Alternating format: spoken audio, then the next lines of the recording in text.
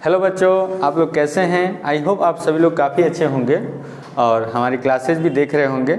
इसके पहले जो इलेक्ट्रॉनिक कॉन्फ़िगरेशन का वीडियो आया था केमिस्ट्री का, साथ ही हमारे चैनल पे बहुत सारे वीडियो जा रहे हैं। आप लोग उसका जो है ना फ़ायदा उठाइए, ठीक है।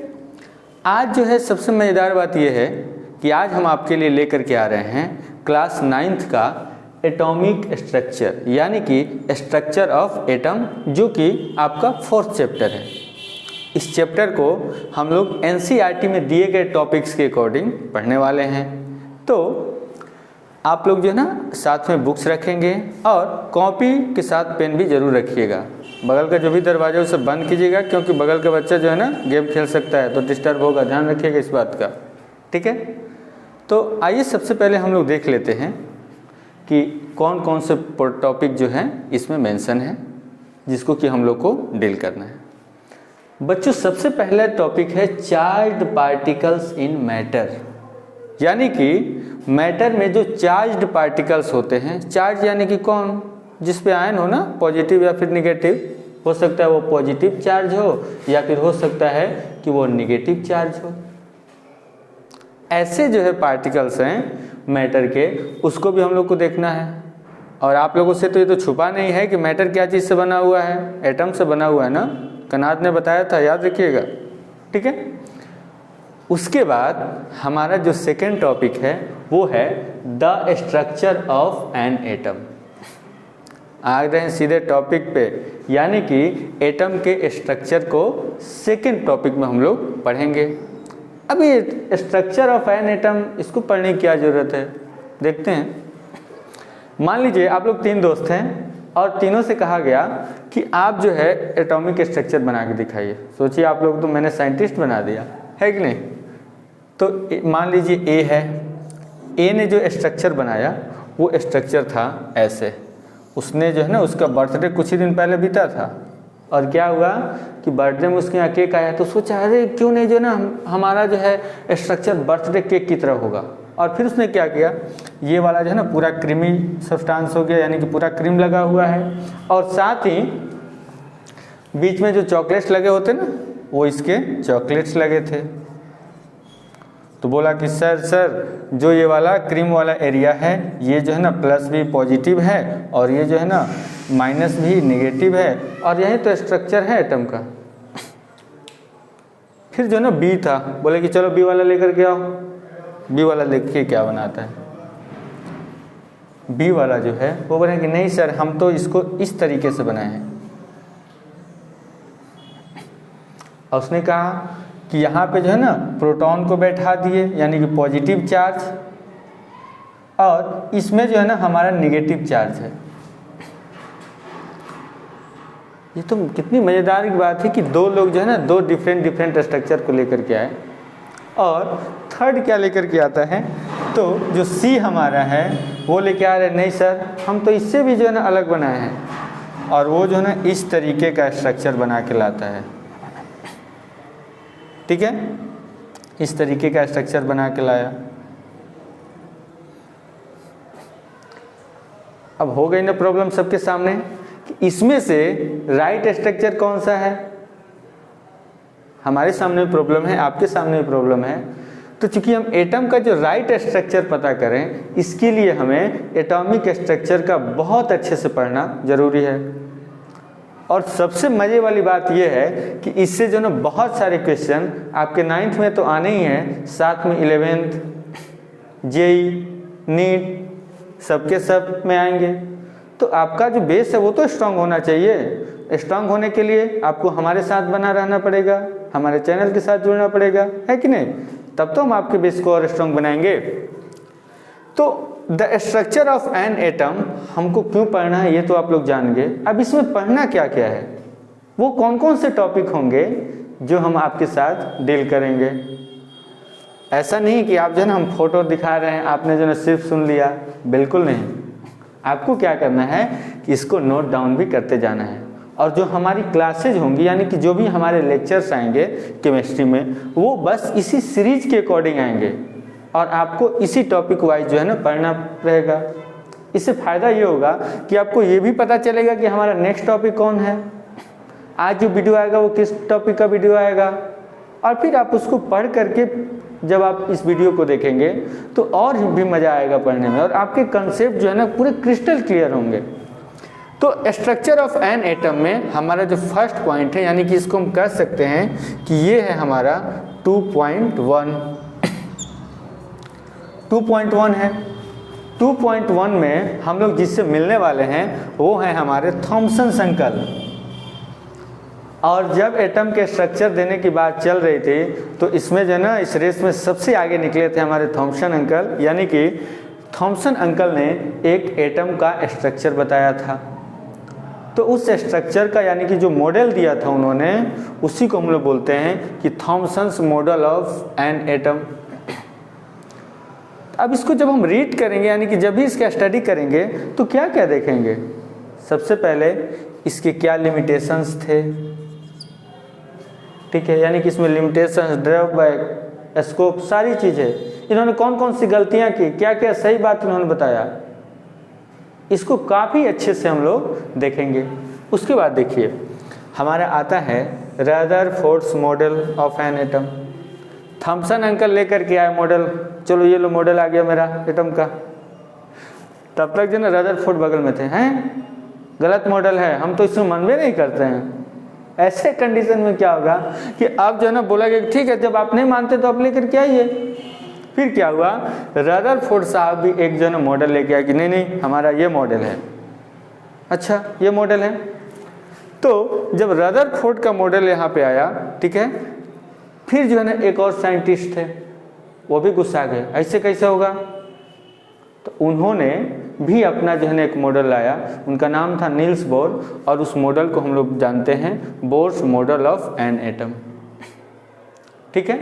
यानी कि यहाँ पे क्या था, चार्ज पार्टिकल्स ऑफ मैटर हमने देखा था पहली बार में। चार्ज पार्टिकल का हम यहाँ पे प्रैक्टिकल करके देखने वाले हैं, बहुत ही मज़ा आने वाला है चार्ज पार्टिकल के प्रैक्टिकल में, ठीक है। आप हंसते हंसते लौटपुट हो जाइएगा। अब जो है यानी कि उसके बाद हमने क्या देखा, थॉमसन्स मॉडल, रदरफोर्ड लेकर के आए, नील्स बोर लेकर के आए। नील्स बोर जिस मॉडल को लेकर के आए थे उसका क्या नाम था, Bohr's model of an atom. और फिर तब तक मजे की बात यह है कि इलेक्ट्रॉन और प्रोटॉन तो पहले जो है ना डिस्कवर हो चुके थे, और अचानक जो है ना एक और बच्चा जन्म ले लिया जिसका नाम क्या हुआ, न्यूट्रॉन। इसकी क्या क्या क्वालिटीज़ है ये भी हम लोग देखेंगे। और फिर देखने वाले हैं कि एटम में आखिर जब ये तीनों बच्चे हैं, मान लीजिए एटम के छोटे छोटे, तो क्या होगा, उनका कोई ना कोई रूम दिया जाएगा ना, आपका भी अपना पर्सनल रूम होगा। तो आखिर जो है ना एटम ने न्यूट्रॉन को कहाँ रखा है, प्रोटॉन को कहाँ रखा है, और फिर इलेक्ट्रॉन को कहाँ रखा है, क्योंकि तीनों बहुत शरारती हैं और काफ़ी जो है एक साथ रह नहीं सकते जल्दी, इस बात को ध्यान में रखिएगा, ठीक है। अब देखिए इसके बाद हमारा जो थर्ड टॉपिक है वो है कि how are electrons distributed in different orbitals. अब जो है हमारा इसमें कॉन्सेप्ट आएगा ऑर्बिटल। तो ऑर्बिटल कंसेप्ट देकर के घबराना नहीं, इसके बारे में बहुत बड़ी डिस्कशन होगी कि ऑर्बिटल क्या है। आपको बस इतना समझना है यहाँ पे कि जो भी इलेक्ट्रॉन्स का डिस्ट्रीब्यूशन होगा, यानी कि इलेक्ट्रॉन जो वो भी अपने में लड़ेंगे कि हमको इसमें नहीं रहना है, हमको दूसरा कमरा चाहिए, फिर एक कहेगा कि नहीं नहीं हमको तीसरा कमरा चाहिए, ऐसे करके जो है ना ये अपने में लड़ेंगे। तो किस इलेक्ट्रॉन जो है ना, कौन सा इलेक्ट्रॉन किस ऑर्बिटल में शिफ्ट होगा, ये भी हम लोग जो है ना सीखेंगे, ठीक है। ऑर्बिट्स में कैसे शिफ्ट होगा, कैसे डिस्ट्रीब्यूट होगा, ये सारे प्रोसेस जो है हमको सीखना है। किस में, तो वो होगा स्ट्रक्चर ऑफ एन एटम के डिफरेंट डिफरेंट पोजिशंस में, ठीक है। तो हमारा जो है नेक्स्ट टॉपिक है वो है वैलेंसी। ये भी बहुत ही इम्पोर्टेंट टॉपिक है वैलेंसी। इसमें आप लोग सीखेंगे वैलेंस इलेक्ट्रॉन क्या होते हैं, वैलेंसी कैसे निकालते हैं, कोर इलेक्ट्रॉन्स क्या है, इन सभी टर्म को हम कहाँ समझेंगे, वैलेंसी में। और वैलेंसी को सीखने से पहले आप लोग एक काम कीजिएगा, हमारे चैनल के प्लेलिस्ट में जाइएगा और वहाँ पे आपको मिल जाएगा how to write electronic configuration, ठीक है। तो इस टॉपिक पे आने से पहले आपको ये होमवर्क है कि इलेक्ट्रॉनिक कॉन्फ़िगरेशन लिखना आप लोग बहुत अच्छे से सीख लीजिएगा।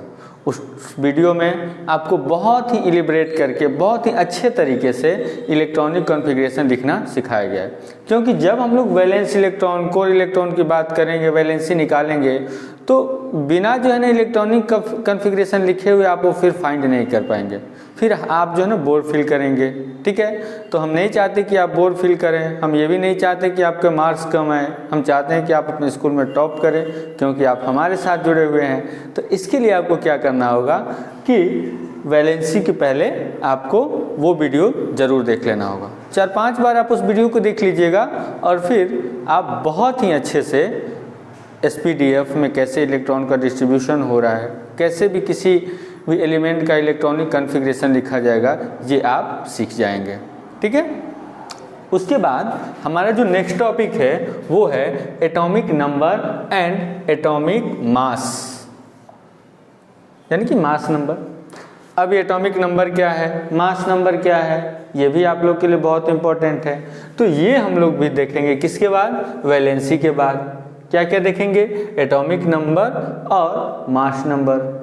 जैसे कि हाइड्रोजन का 1 है, सोडियम का जो है 11 है, मैग्नीशियम का 12 है एटॉमिक नंबर। ये कैसे आ गया, इसको याद करने का ट्रिक्स भी हम आपके साथ शेयर करने वाले हैं, इस बात को ध्यान रखिएगा। बस चुटकियों में 1 से 20 तक आपको याद हो जाएगा नेम ऑफ एंड एलिमेंट्स।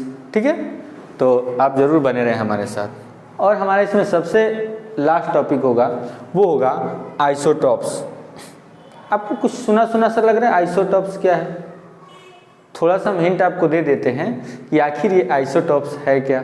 ठीक है, तो आइसोटॉप्स में हम लोग जानते हैं, जैसे मान लीजिए हाइड्रोजन हो गया, हाइड्रोजन का एटॉमिक नंबर 1 है, मास भी इसका 1 हुआ।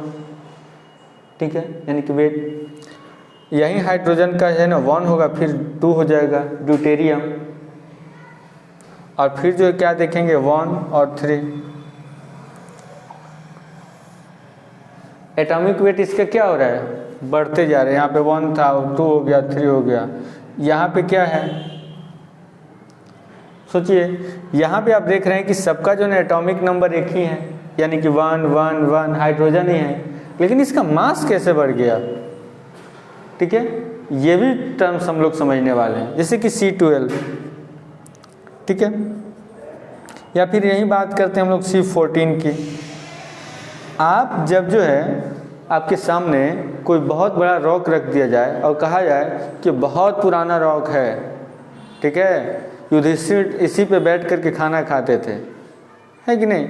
अब ऐसी बात अगर आपसे बताया जा रहा है कि युधिष्ठिर इस पे बैठ के खाना खा रहे हैं, ठीक है, तो क्या होगा, आप कैसे पता करेंगे कि वो जो है ना कितना पुराना है कितना नया है। तो उसके लिए हम लोग क्या करते हैं कि C14 का जो है यूज करते हैं, किसका, C14 का। और इसी C14 की वजह से हमको पता चलता है, कार्बन 14 बताता है कि ये कोई भी ऑब्जेक्ट जो है ना कितना ओल्ड है ना, काम की बात आइसोटॉप्स। और फिर हम देखने वाले हैं कि एप्लीकेशन ऑफ आइसोटॉप्स, आइसोटॉप्स की क्या क्या एप्लीकेशंस हो सकते हैं। ठीक है, क्योंकि आइसोटॉप्स पढ़ेंगे तो इसको एप्लीकेशन देखना हमारी जिम्मेवारी बनती है भाई। ठीक है, तो इसकी एप्लीकेशन देखेंगे और फिर आइसोबार्स को हम लोग देखेंगे। बच्चों, बहुत ही मज़ेदार टॉपिक है और काफ़ी फ़नी क्लासेज जो है ना होने वाली है। ठीक है, थॉमसन्स अंकल के लिए तो उनकी तो पूरे जो है ना किचन की बात करने वाले हैं हम लोग। सोचिए, रदरफोर्ड किस प्रकार गोल्ड फॉइल के साथ ऐसे अटैक किए और फिर क्या क्या उनका जो है ना रिएक्शन आया, उन सभी को देखेंगे, है कि नहीं। तो ऐसे फनी क्लास जो है ना आप कैसे छोड़ सकते हैं। तो हम कोशिश करेंगे कि आपको और भी बेहतरीन तरीके से और बिल्कुल हंसाते हुए, बिना किसी बर्डन का, वो स्टडी क्या जिसमें आप बर्डन लेकर के बैठे हुए हैं, वो हमको तो केमिस्ट्री पढ़ना है, केमिस्ट्री पढ़ना है, तो इतना मुंह क्यों बनाए हुए हो, एकदम हैप्पी के साथ हो, हैप्पी होकर के हम लोग पढ़ेंगे, एकदम बिल्कुल खुश होकर के। ठीक है, तो ये सभी टॉपिक्स को आपको क्या करना है, नोट कीजिए।